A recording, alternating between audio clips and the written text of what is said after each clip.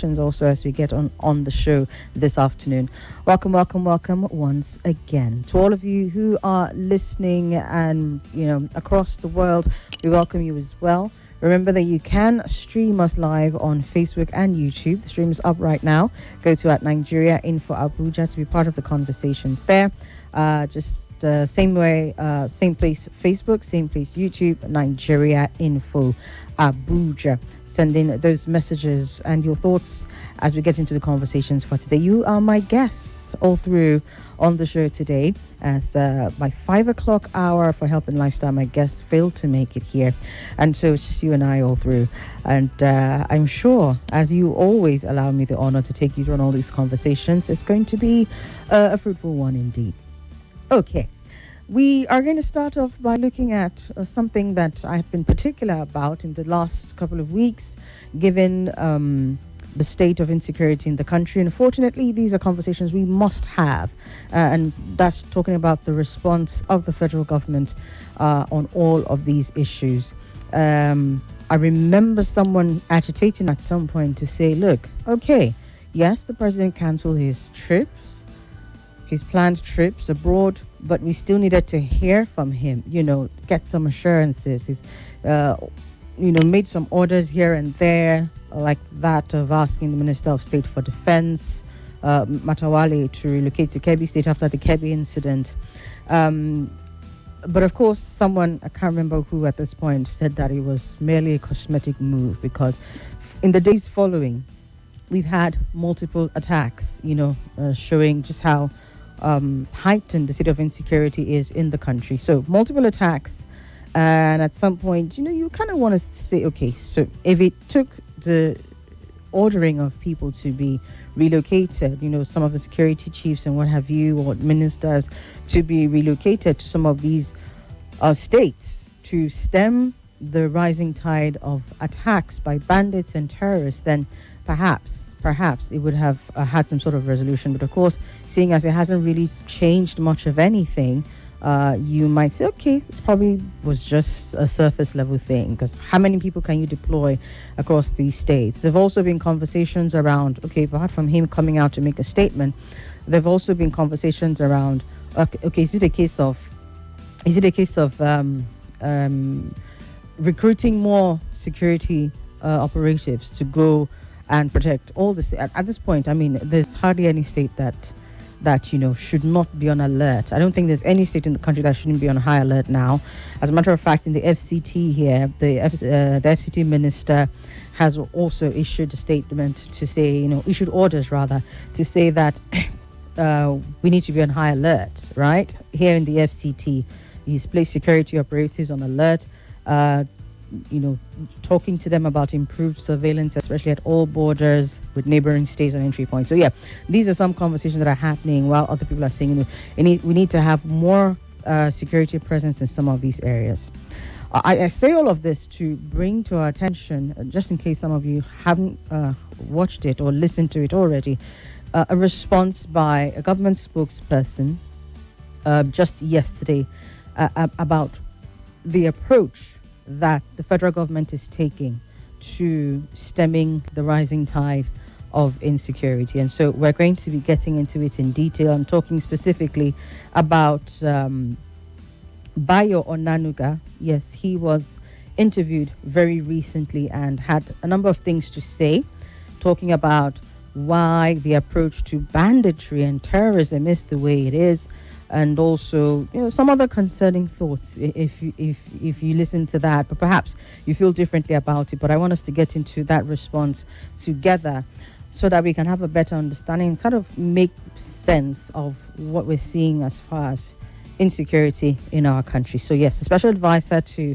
the President on Information and Strategy, Bayo Onanuga, came out to speak to some of the incidents that we've seen in the last week or so around insecurity in the country. And he was asked specific questions on television about the Kwara incident, where, of course, reports have it that they were released. Someone was asking yesterday that they wanted to get the particulars of how that release of the 38 churchgoers was secured. some of the things that he would say perhaps would answer that question to you, for you. He was also asked a question around the Niger State incident. Those are the two major conversations that came up, and we're going to be getting his response to all of them. First and foremost, one thing that Mr. Nanga said repeatedly, was that the security people knew the bandits operating in that axis, and they know where they operate. And he was asked, so why is there no decisive action taken to find them, fish them out, possibly kill them if it comes to it? I'm paraphrasing here, of course, and just make sure that we put an end to this. And he had explained over and over again that it's something that the military cannot simply do, just launch airstrikes, even when the enclaves of these terrorists have been identified, bandits, terrorists, and what have you. So yes, this was the response that he gave. He says, these people, these bandits and these terrorists live where residents within that state also live, and so there are considerations about collateral damage, and that is why they don't take these actions, just launch these airstrikes, something that international aid has threatened to do, especially with the Trump pronouncements. And he said, no, this is why they can't just go there. People are living there. They need to be very careful in the course of chasing these bandits so that they don't go and bomb innocent Nigerians. This was his response. He cited a previous incident in Borno State in which civilians were accidentally struck, saying security agencies remain cautious to avoid a repeat of that situation.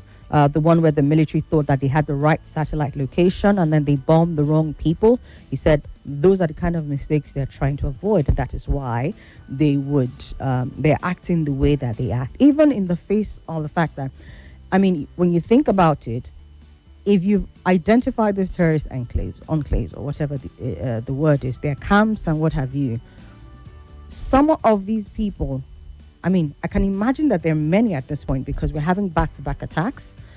Even in the face of this Kwara incident, news reports have it that just as the 38 were being returned, another 11 were abducted in a neighboring local government area to Eruku. So you can imagine that these people, probably these bandits, are operating in separate silos, probably different camps, different groups. I don't know if it's one organized body, that has its members or terrorist or banditry members spread across all of these parts of the country. So chances are that, especially when you look at it from the fact that it's a ransom economy type led thing, right? These people just gather together, they're armed, they have money, they want money, and so they will operate at the rate at which they're operating. So Mr. Nanaga's response, brings to mind the question: if you are afraid, for example, of collateral damage, because,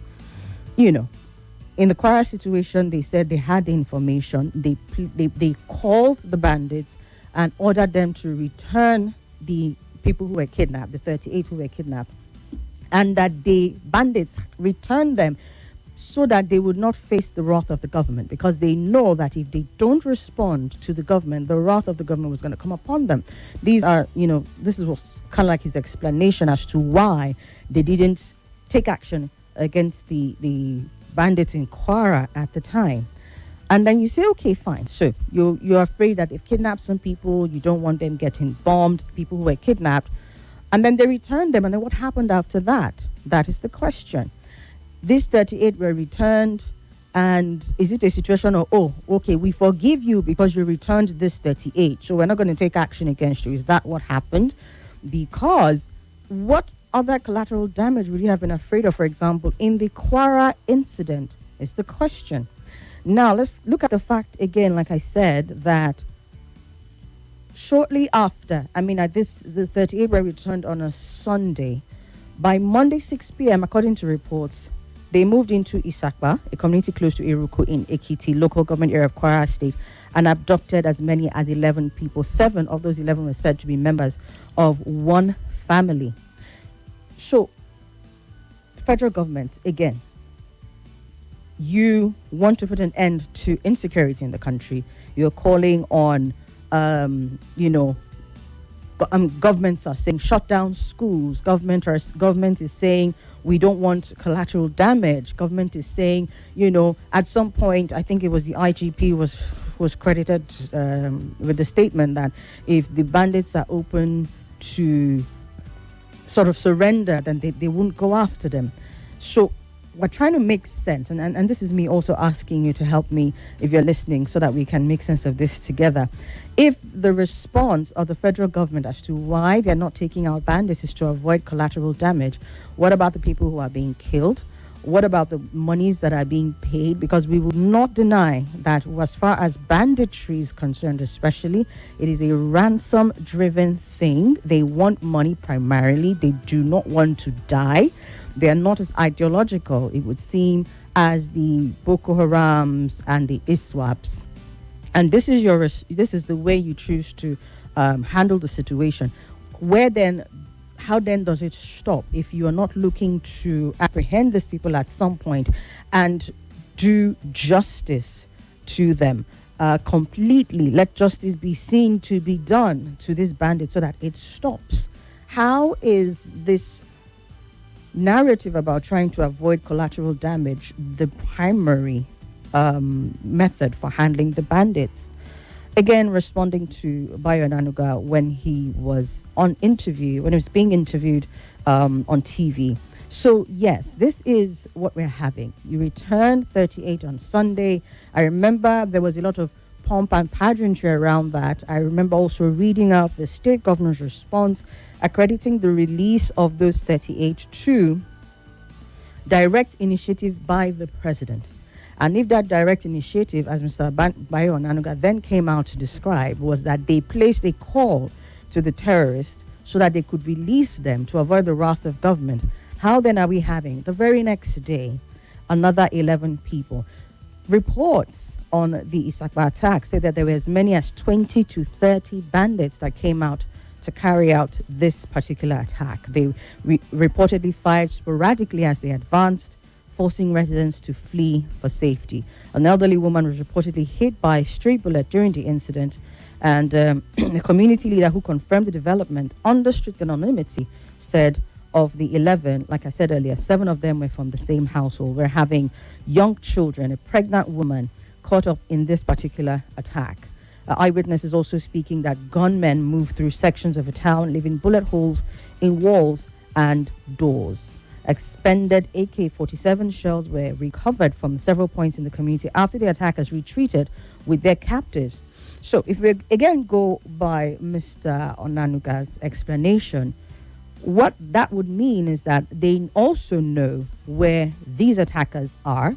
They know this particular attacker's enclave because, could it have been a different group? The distance from where the Iruko attack was carried out and the Isakba attack is said to not be too far from each other. So is it the same group? And then what is the response going to be? Are you going to place another call and then threaten them with the wrath of government to release these 11 people? Now, considerations are also very, very high when children are involved. And we're going to take a quick break and come back and hear what you had to say about the Niger school kidnapping as well. Let's hear from our government. Stay with us.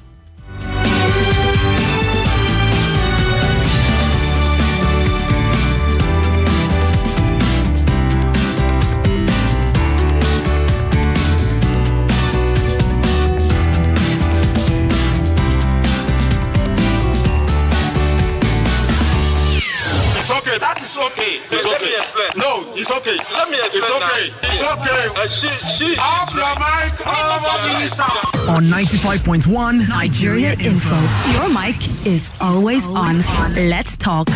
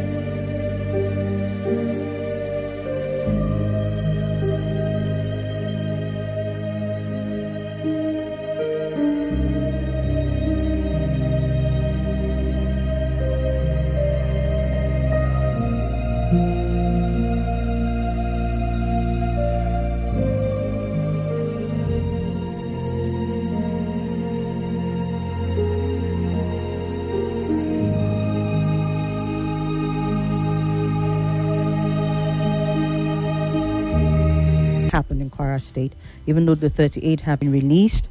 The attacks continue unabated, while the presidency tries to explain what their tactics are and why it is as it is. Like I was saying, one of the cases that were brought up before, but Mr. Onanuga on that television interview had to do with the Niger school incident, where reports have it that what started out as 215 then became 315, and then 50, according to news reports, escaped, leaving us with about 200 and or just over 270, 65 thereabouts. And he spoke to that as well, acknowledging first and foremost that indeed the state of insecurity is high. There are kidnappings, there are killings going on, but then he went ahead to insinuate that the CAN division, the one who had been putting out the reports confirming the numbers around the St. Mary's kidnapping of what now stands as just over 200 students and teachers.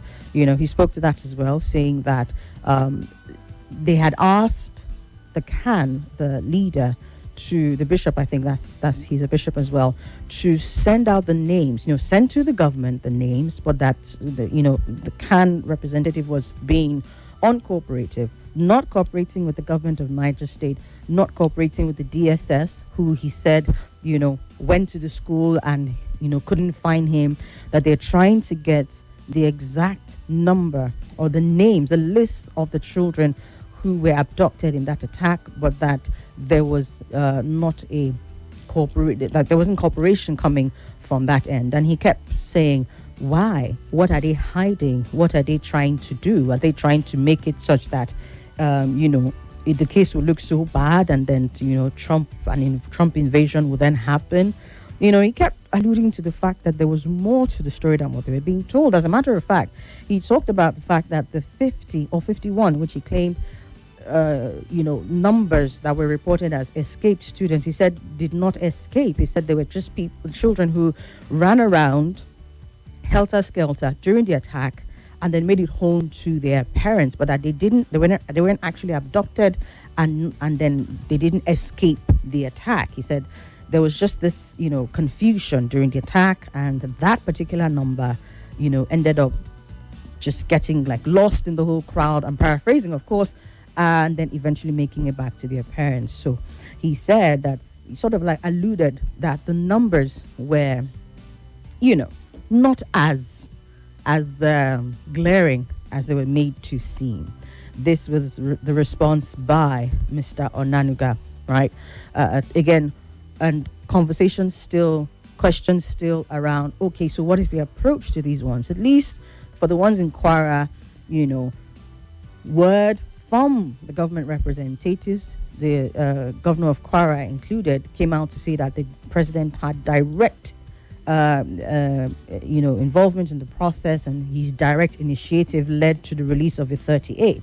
Okay, so let us even say, for example, that the situation in Niger, maybe you're not getting the names, right? But is there something that is being done to ensure the release of these children? Or is it a case of the government not even believing that these children were abducted in the first place? Or is it a case of the government believes, but they need to know the names of those abducted before they're able to act? Like, it wasn't really clear what the message there was, other than the fact that, there was this pointing back and back again to the authorities of the school and leadership of CAN within the state, just pointing of fingers around, trying to cast a shadow or some sort of doubt around why they chose to operate the way that they did. Meanwhile, as at this morning, if I'm not mistaken, the full list of the remaining children who, were kidnapped in the Niger State incident has made it to the headlines. I remember seeing at least the Vanguard carrying that full list. So perhaps Mr. Nanaga and the federal government and the government of Niger State have gotten wind of that list now and would very much like to see what the response is or what the action would be. Because at least unlike the Kwara State incident where a demand for ransom was made known, the Niger State, we haven't heard that yet. If there's been a demand for ransom, I haven't heard that yet. And so we're waiting to see what is the reaction of government going to be? Are they going to sit back, wait for a demand ransom? At least now that the list has hit the news, I want to believe that the federal government has seen that list, since the entire conversation around Niger State was hinged on they're refusing to release the list of the names. They're refusing to release the list. The list is out now. So what is going to be the next move? Dear federal government, or are we still going to adopt this conversation or this narrative around what restrains the military or the security operatives from going after kidnapped victims and the bandits is this fear and this risk of collateral damage? He said they go about, as the bandits go about, abducting people and using them as a shield so they will not be attacked. Again, this does not negate the fact that some of these bandits, a lot of them are operating, and before they attack, you seem to know their enclave. You seem to have their direct contact information to be able to call them and make demands on them and threaten them with the wrath of government. So what's going on in this particular case? We're still waiting for a response from the government on that one. But what are your thoughts on this whole conversation around the non-kinetic approach? I believe that is what the government would term it as, because when he was speaking, he said the bandits and whoever these terrorists are, they know that if they keep those people and refuse to release them, the next thing will be for the government to embark on a kinetic action and attack their base. That's coming from Mr. Onaniga as to the reason why the government is taking this approach towards the security issues. Now, while this is going on, and as a lot of us would typically do, associate this banditry attacks with ransom collection because they want money and all of that. Remember the 13 teenage female farmers in Borno State? I believe it came to light yesterday in the news, and I made mention of it. The ones who were going to their farm to harvest and were attacked and abducted, this time around by ISWAP. There is now a ransom demand. They are demanding 10 million naira ransom from family members, and it is, I think, a relative of one of the teenagers who was said to have escaped on her own, not by any action of government, but according to this report, the abductor deliberately releasing her after realizing that she was a breastfeeding mother. And so they released her, but before she left, one of the abductors confiscated her phone and gave her a new SIM card, instructing her to insert it in a phone when she arrived home. And as soon as she got home, she inserted the SIM and the phone call came in, and the abductors demanded a ransom of 10 million naira for the release of these teenagers. Remember, I said yesterday they were aged between 15 to 20. The relative speaking said that the demand put forward by the assailants has thrown the community into a very difficult situation because, understandably, they're a poor farming community scrambling for what to eat. And they're asking, where can we get such an amount of money to secure the release of the girls? Just before we give you any other information on this story, not a lot of information actually, because the relative was just appealing to the government and well-to-do in the society to help in facilitating the release of the young girls currently suffering in the hands of their abductors. Mr. Nanaga's response to this was, why would these young girls going to the farm just go without informing the civilian JTF? Why would they go without informing the relevant security operatives that they were going to the farm, And he continued saying, security is not just Mr. President's business, it's everybody's business. At a time when such incidents are on the rise and you're having heightened attacks, what perhaps should be the thing to do if you are going to the farm is to inform security operatives so that you're not just sitting ducks. Again, the word sitting ducks, he used that one in particular. Nothing else, again, as to what is being done to get those children out. But yes, a ransom has been demanded. The community is in disarray. According to the news report, spokesman of Borno State Police Command, ASP Nahum Kenneth Dasso, said he was not aware of the development, speaking to Daily Trust, but promised to reach out for an update and revert. This is the spokesperson of the Borno State Police Command saying he was not aware of the ransom demand, and also he assured the community of a police commitment to ensure safe return of their children. So not only is this story bizarre and the response of the government bizarre, as a matter of fact, because you have thousands of farming communities, if I'm not mistaken, spread across the north and even parts of the south and everywhere else in the country. You would always have farming communities there. His response being that always inform the security operatives when you're going there. This also coming from Mr. Onanuga, who acknowledged the fact that I think it was a Niger State incident, for example. I think it's Niger State incident, I will confirm. He acknowledged the fact that there were very few security personnel on ground, and even the very few security personnel, I think only one of them was armed. So, just inform the rest of your community. It's not entirely an illogical thing to say. There is crisis across several parts of the country. You had an attack there are attacks in Borno State almost on the regular. These are some of the hotbeds for Boko Haram and ISWAP attacks. But how logical, really? I just said it's not illogical, so let me now ask that question. How practical really is it for everybody who's going to the farm? There weren't 2 or 3 young girls, there were 13. Perhaps there was some strength in their numbers, maybe, or maybe they should have gone with a male person, or I don't know. Well, I'll let you get into the details of that and let us know what your thoughts are. But this, again, the response to the government, the response by the government, the presidency, as a matter of fact, in the person of Mr. Bayo Onanuga, on some of the security situations around the country. So it's not stopping. I don't know if this approach is helping, but this is the explanation as to why they're not head-on going after the bandits. Do you think it's a sustainable approach? Do you think it's an approach that can work? Do you think it's an approach that can stop or stem the tide of insecurity in the country? You're now having ISWAP members demand ransom, where you would have thought that, theirs is strictly ideological. They are not even in it for the money. Here we are, 10 million naira ransom for 13 young girls between 15 and 20. I mean, some of us, would say, why is there no rage? Why is that? We talked about the general who was slain by ISWAP, right? Why is there no rage? Is this the same approach that you're taking towards ISWAP? Would you say that because of collateral damage, you are not going to go after the abductors of these young female girls who they're now demanding a ransom for?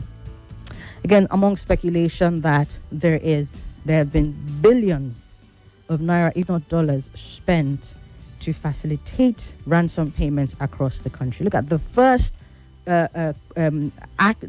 role or act by this community where they're faced with this 10 million naira ransom is to reach out to well-meaning Nigerians and people to say, please help us. So here we are. This is a situation where we find ourselves. I've talked about, security alerts going up all over the place. I've mentioned the fact that the FCT has also, directives have been given that security be beefed up around Abuja with improved surveillance at all borders. You also have responses from the Southwest governors, who are saying they are going to set up a Southwest Security Fund, all of this that would facilitate live digital intelligence sharing platform amongst the 6 Southwest states, talking about Lagos, Ogun, Oyo, Osun, Ondo, and Ekiti State. They intend to exchange threat notifications, incident logs, traveler and cargo alerts, and also coordinate state-to-state rapid response amongst the Southwest states, funded by this this fund that they're setting up, the Southwest Security Fund. And this happened at a meeting that was called by the governors to deliberate on issues including agriculture, economic and regional development, and security challenges affecting the Southwest region. It happened in Ibadan, Oyo State, yesterday, yes, on Monday. And they're also calling on the federal government to note the urgent need for enhanced forest surveillance across the Southwest states, and calling on the federal government to secure the vast forest belts that have become hideouts for criminals. I think there was agitation at some point for some kind of a forest guard. If I'm not mistaken, there exists already some sort of a forest guard. Perhaps they're not as equipped, perhaps they're not trained, perhaps they're not, I don't know, whatever the case is, but this is the call from the Southwest governors: enhance forest surveillance across Southwest states. I would extend that and say enhance forest surveillance across all parts of the country at this point. I don't know that any state can say that they're safe. Perhaps there's some sense of relative safety, but the calls for this kinds of things are coming up. Sort of brings to mind, I think, a statement that was made by the DG of DSS as far back as January this month, when he was talking about communities being allowed to arm themselves. All what they call it now, security apparatus, perhaps a little too thinly stretched. What do you think about the response of the Southwest governors as well? We've looked at the response of the federal government, Mr. Bayo Nanuga. At this point, I think all we should be thinking about is what can we do to better protect ourselves. I've mentioned the fact that in the FCT here, there is, improved surveillance. But I think that at some point, a lot of the fringe communities of the FCT were experiencing kidnapping, here and there. Some of them probably didn't even make it to the news, but let it not be that we have become numb to them. But now that these attacks are ramping up, federal government placing calls and threatening them, and then the next day they're still coming back and carrying out these dastardly attacks, perhaps we should be at the point where every other conversation that would drive safety and security of people in these communities should take center stage right now. If it's a state policing thing and, regional cooperation like we're seeing in the Southwest, or community enhancing, community security being enhanced, whatever the case is. I mean, we've looked at the government's response. Are we going to sit back and, wait for more of these things to happen? What are we doing also as a people? We've looked at government's response. We looked at some state government's response. What are our responses as well? This is where we're at. And at this point, I'll be opening up the phone lines. It's all on insecurity today. So let's talk. 07 00951 0000 009 597 4869. And on WhatsApp 0809 993 0137. Good afternoon. Hello. Yes, welcome. Good afternoon. Yes, go ahead, please. This is Prophet Michael Wilson. All right. You see, what is happening in Nigeria cannot be solved by Nigeria, cannot be solved by the president. We have to tell ourselves truth on this. Who brought these people that are doing this? Who brought them into Nigeria? APC. They brought them to chase away Goodluck Jonathan. Let's get that. And it's a high time we stop doing this thing we are doing. But then, what are we doing? By my spiritual power, what are we doing? Let me read what is happening to us in the Bible. Because Bible is one attitude. Before you go there, you said let's stop doing what we are doing. What are we doing? I need to be clear. You say what? Before you get into the Bible, you said let's stop doing this thing we are doing. What is it that we are doing that we need to stop? I need to be clear. Tell me, my sister, Nigerians have not been telling each other the truth about what is happening. If we have been telling each other the truth, we should have known that APC brought this problem to us way back. Let me lead us to the Bible, please. And the key to understand this message is Babylon. When you read Jeremiah 51 to the end, Jeremiah 51, 1 to the end, you get to see Babylon. Babylon is 7-letter word. Nigeria is 7-letter word. You have 30 seconds to wrap it up, please. Make it quick. Let me finish for me. Now, it's connected to power of perfection. Number 7 is power of perfection. It's on blessing, it's on judgment.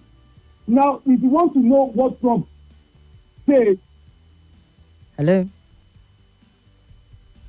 Hello? All right. Your time was just about up anyway, but thank you so much for your message. Hello? All right, call me back. 07009510000, 009-597-4869, and 009-993-0137. Good afternoon. Hello, Somi. Yes, welcome.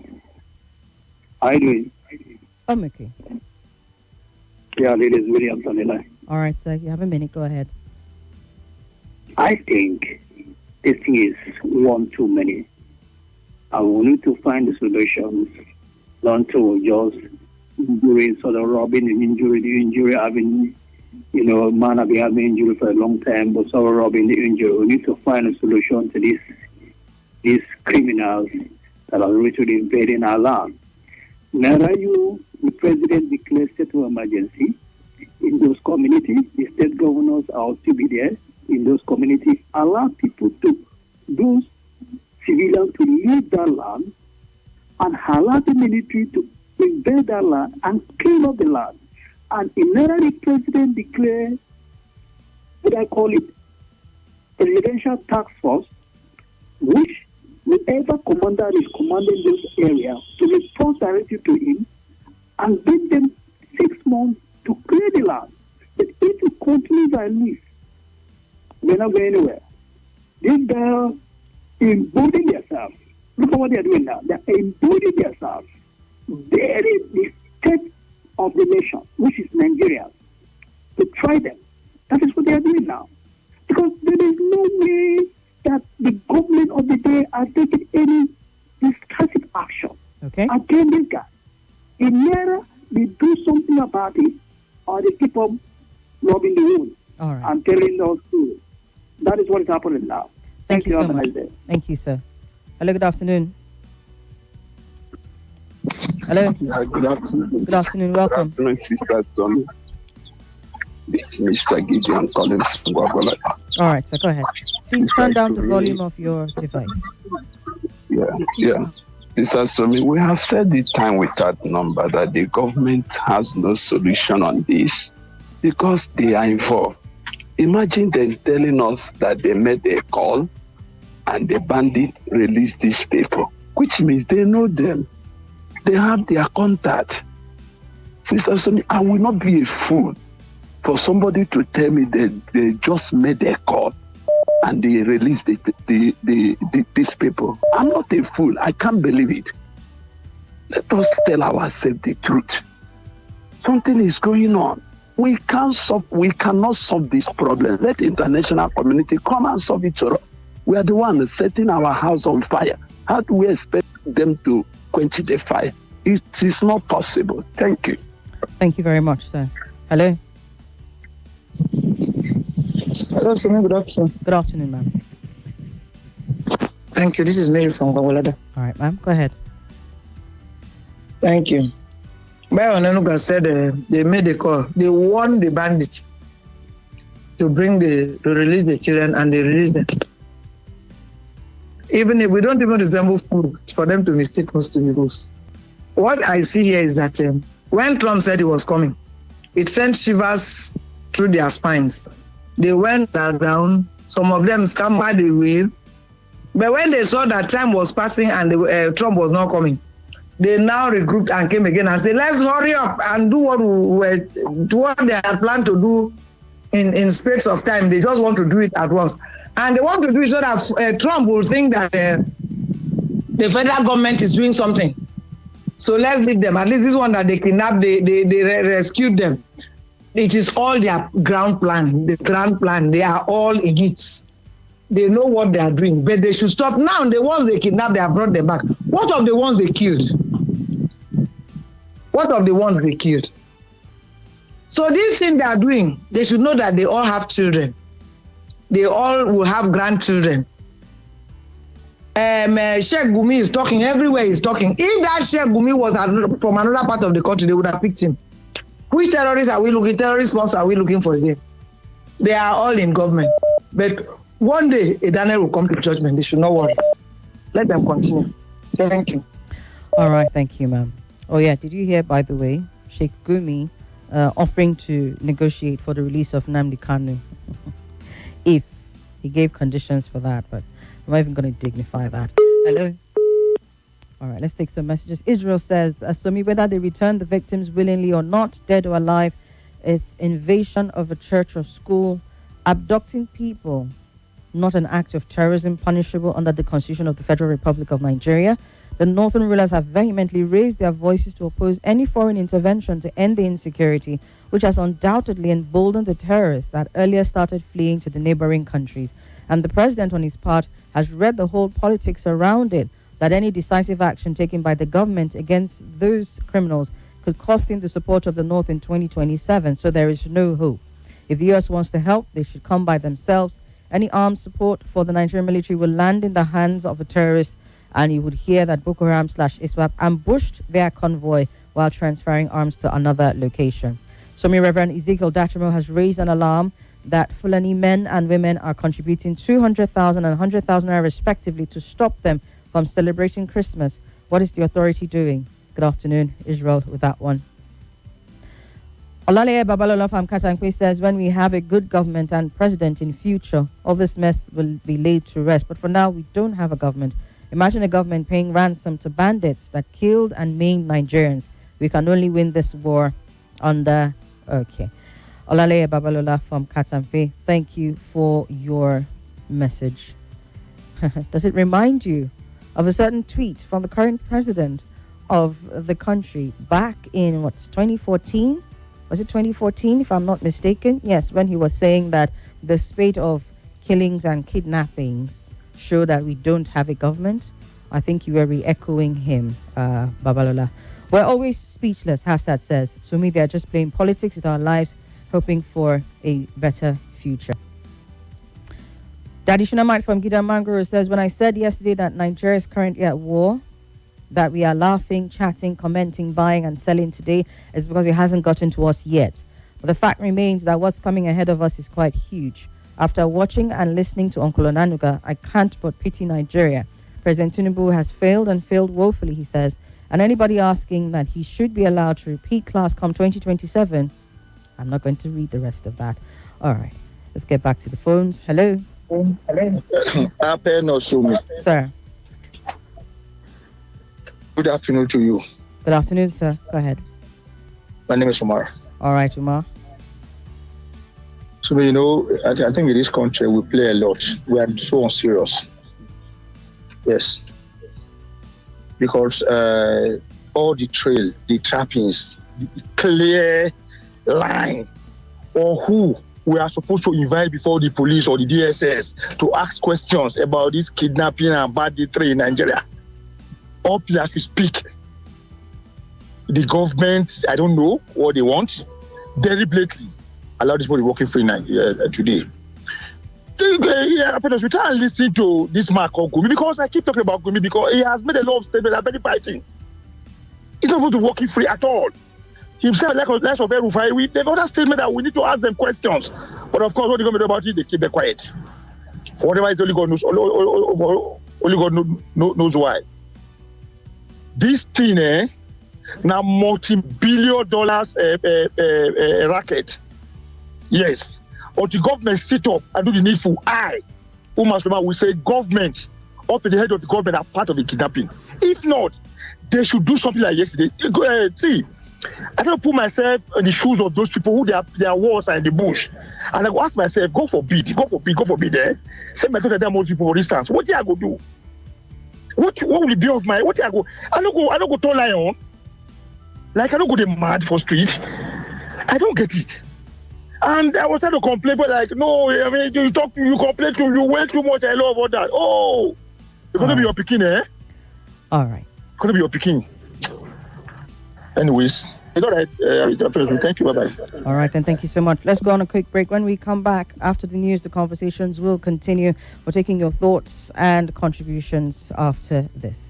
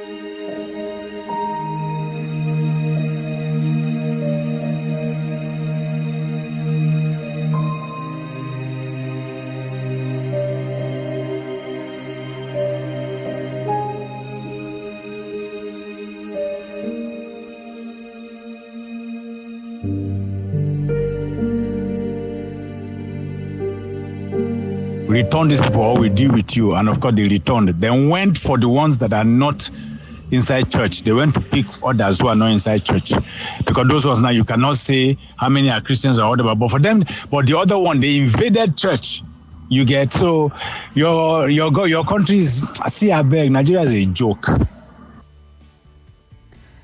I mean, so let's say I kind of get where you're going with your argument around, they returned them because they what they call it now, they were churchgoers. Even if that was the case, how many days later, you're now having as many as hundreds of children being kidnapped. It doesn't make us look any better, and that's why, the thing about the narrative around, it's just Christians that are suffering from these attacks of bandits and terrorists and all of that, not denying the fact that there's genocide going on. I'm one of the people who believe that we cannot say, there's no genocide going on, but there's also attacks that were happening across the length and breadth of the country that were not just tied to religious groups and for religious reasons. So when the hearing was going on about the CPC designation, some of the instances that even the foreign lawmakers put out on the table had to do with more than just church attacks. There were church attacks mentioned, there were attacks mentioned on schools, like we had with the Niger State incident and all of that. So, if the elites among the bandits were so elitists and they thought, that was going to save them by returning them because federal government called them to threaten them, assuming that's actually what happened, then the fact that there are still hundreds of children missing, I'm talking about young children, and these attacks continue to go on, nullifies any sort of tempering that they were trying to temper the situation by returning the churchgoers. So, I kind of get your logic, but at the same time, if it's based on a CPC designation thing, the hearing did not just mention churchgoers. It mentioned everybody who was caught up in the attacks by banditry and terrorist groups. So, yeah. Let's get back to your calls, shall we? Good afternoon. All right, call me back. Somi, the matter of bombing or not and collateral damage is a matter for the Chief of Staff to explain and not his spokesman in the presidency. I do know that there are methods of minimizing collateral damage, Dr. Pete says, but a new protocol appears to have been established. If teens are going to the farm for firewood or to harvest, they should now inform the security agencies. The nearest police station to my village is 15 miles away. It stinks of incompetence and confusion. We have been talking about state police for more than 10 years. Trump has declared complexity. Dr. Pete with that message. All right, let's take this one here. Good day, Somi. The insecurity situation in the country as it is shows that the government probably doesn't have an answer to the challenges posed by the threat. The explanation of the special assistant to the president on communications does not add up anything serious. Can you imagine him saying that the government didn't want to incur a collateral damage if they tried to strike the bandits? They're comfortable with the people living under perpetual threat of the bandits, right? That shows they're not serious with the fight against the non-state actors. A serious government will have found a way out to bring a permanent solution to the threat posed by these criminals. Security issues demand proactive approach and not the reactionary, the way the authority is trying to deal with it here, by condoning the criminals instead of showing them the power the government can wield to curtail the heinous crimes being perpetrated against humanity. We as a country, we need help. Go to Ilwata in Benue State. You will see that life has ceased in that area. God help us. James Ahua from Duse. Hello, good afternoon. Hello, good afternoon. Yes, sir. My name is Angela Victor from Disamaji. Welcome, Mr. Victor. As a matter of fact, we are dealing with non-state actors, criminals and murderers who don't have mercy for human beings. No mercy for children, no mercy for women, no mercy for. So why will some Nigerians who believe they should have mercy on these people and they have empathy for them, they negotiate with them? In fact, it is very sad. I think it is high time we call it a state. Let us go after these people. Get them, locate their camps. We need cooperation of both the leaders and the followers to defeat these criminals. We need the cooperation of neighboring countries, Niger, Benin Republic, Chad, and Cameroon. If we let them close their borders so that we will run these people off. Because because some of them, when they hit, they run away to neighboring countries. Neighboring countries, we need their cooperation to defeat these people. And we must go after them. We must go after them. No mercy for them. They don't have mercy. They have been killing a lot of people. And some people believe we started doing killing. We should not blame PDP or ABC now. Let us look for solutions and defeat these former criminals who want to bring down this country. What would the solution be for you, Mr. Adiola? The solution is that let us locate these people. They are not ghosts. They camp. Of course, they are not ghosts. The government says they know where they are and they even get in communication with them. The government go after them. Why is government afraid to step on toes? Government knows them. Is government afraid? Or is the government is afraid what this is? Maybe because of the next election, they don't want to step on powerful toes. Maybe they are spending support from some of these people who have empathy for them. Put politics aside. Let us fight this common enemy that want to bring down this country. A situation whereby you close school. Are we not denying the younger one to pursue their education? Already we say some states are educationally disadvantaged. You close schools in some states. Are you not pushing more children into the street to join crime if they don't go to school? So we have a big problem. So all hands must be on deck. Let us stop blaming PDP causes, APC causes. We must look for solutions, and all hands must be on deck. The government must come out and name names instead of trying to play hide and seek game. This thing will not help us. America will not help us. Other advanced countries, we have their own challenges. Let us put our house in order and defeat these common enemies who want to bring down this country. All right. Thank you very much. But clearly, the government has chosen their manner of approach, and even if they were going to go kinetic, they would rather start by offering the bandits an opportunity to either release the hostages or surrender their arms, so that they won't go after them. That is the approach that they've chosen to take. So as much as you are advocating, Mr. Adiola Victor, it doesn't seem like the federal government is thinking along those lines. Valid point there that you made concerning the shutting down of the schools. It was definitely something that I talked about yesterday when I said, okay, for how long, and then what happens when the schools are shut down? Where did these children go?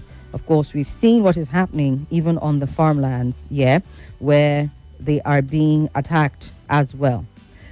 Someone put it in a manner that perhaps is best read out. I would look for that message and read it out to you, as far as what then the average Nigerian is left with. I'll look for that message and I'll read it out. But let's take one call, take some voice notes. I have a ton of voice notes here, and we have about 11 minutes. Welcome. Hello. Yeah, good afternoon. Good afternoon. Welcome.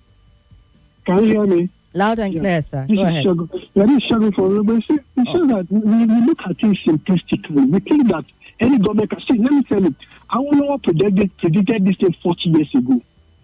He said any child that you don't train will not allow those you train to rest. Awolowo knew that if you don't train people, this was going to happen about any government. So it was going to happen. You know how? Because you have a lot of illiterate and poverty. This is actually what happened. That's one. Two, you have a situation in the law where people are giving back to 10, 15, 20 children, no home training, no training, nothing. See, even in 2015, I was arguing with a friend who was saying that Boko Haram is Fulani, is Mali. I said, no, this is Kanuri. And I said, just those places, they will know you do. I said, the day Fulani people, I'm sorry, not profiling, the day things will come from this side, you will feel it in every nook and corner because they're in every forest.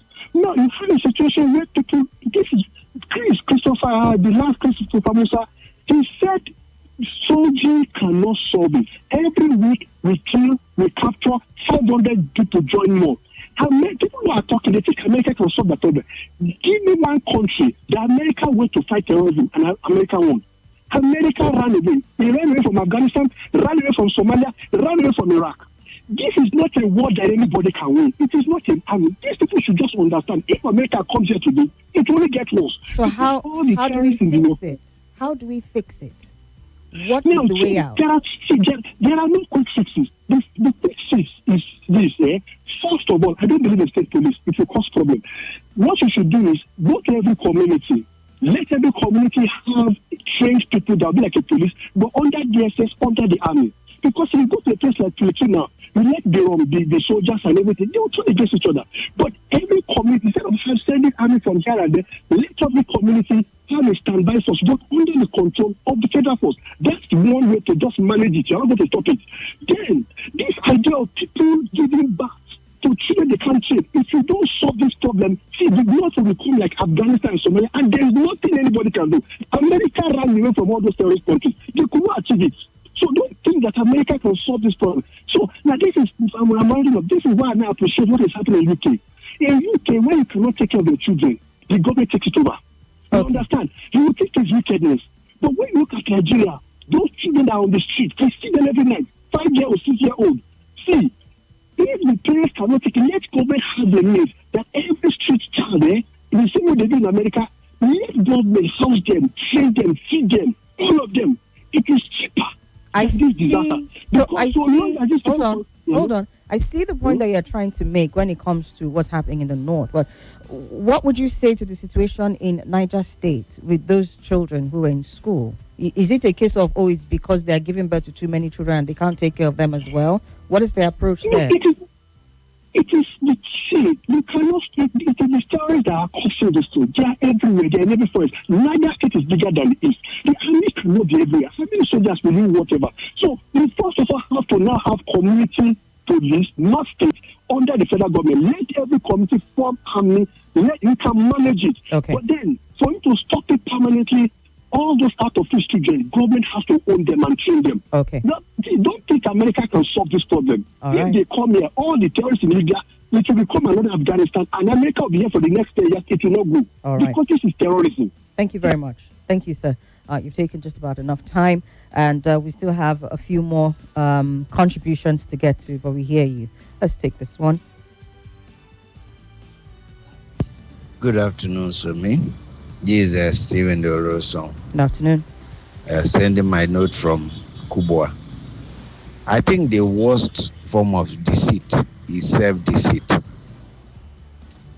When you are not telling yourself the truth. So it means, based on what Bayonanoga, a father, an educated man, a mature man, is saying, it means the bandits are their paymaster, their servants. For them to you have sent them to come and kidnap, and after that, when the people start crying out, you call them and say, go back. It means they are not hidden, they are known. It means they can be traced. It means wherever they are hiding, our leaders know them by name, have their contacts, and cannot go after them. But they can go after Nnamdi Kanu. They can imprison him and they can jail him for life. See, they are just deceiving themselves. But they should not forget that whatever a man sows, he will be alive to reap it. They will reap what they are sowing. Let them stop manipulating the security situation of this country, putting fear in the people. Let them allow children go to school and become useful as they are. Because if their system was truncated, they won't be useful. All right, then. We're pushing for solutions at this point, because even as we were on the conversation, another news broke out again. Kidnappings this time around in Kano. 4 people, as at the time of the report. 2 male, 6 no, that's 8. 2 male, 6 female, taken away by bandits.